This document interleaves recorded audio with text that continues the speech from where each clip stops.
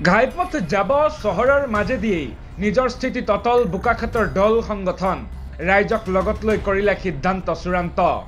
শেহতীয়া সময়খিনিত বোকাখাতত এটা বিষয় খুবেই চৰ্চাত আছিল।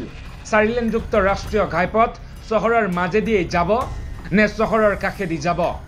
ৰাজ্যত 37 নং ৰাষ্ট্ৰীয় ঘাইপথ 4 লেনযুক্তকৈ নিৰ্মাণৰ কাম চলি থকাৰ সময়ছোৱাতেই এই বিষয়টোক লৈ দুটা পক্ষই দুটা মত দাঙি ধৰিছিল। এটা পক্ষই বিচাৰিছিল যে চহৰৰ মাজেদিয়েই হোক 4 লেনযুক্ত ৰাষ্ট্ৰীয় ঘাইপথ, যাতে অক্ষুণ্ণ থাকে বোকাখাত চহৰৰ পূৰ্বৰ গৰিমা আৰু মাদকতা।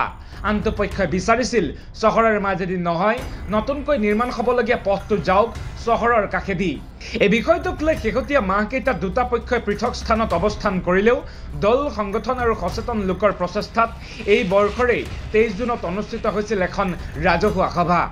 বোকাখাত নাট্য মন্দিৰত অনুষ্ঠিত হোৱা উক্ত সভাখনত সৰ্বসন্মতিক্ৰমে সিদ্ধান্ত গ্ৰহণ কৰা হৈছিল যে চহৰৰ মাজেদিয়ে নিৰ্মাণ কৰা হ'ব 4 লেনযুক্ত পথ।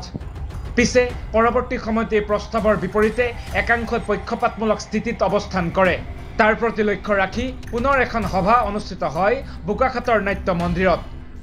28 ডিচেম্বৰত অসম জাতীয়তাবাদী যুৱ ছাত্ৰ পৰিষদ আটাছু TMPK আৰু সচেতন ৰাইজৰ আহ্বানত অনুষ্ঠিত সভাখনত বোকাখাত চহৰৰ মাজেদি 4 লেনযুক্ত পথ নিৰ্মাণৰ সিদ্ধান্তত সকলো অটল থাকে। নিউজ ডেস্ক ৰিপৰ্ট, বাৰ্তা এনি।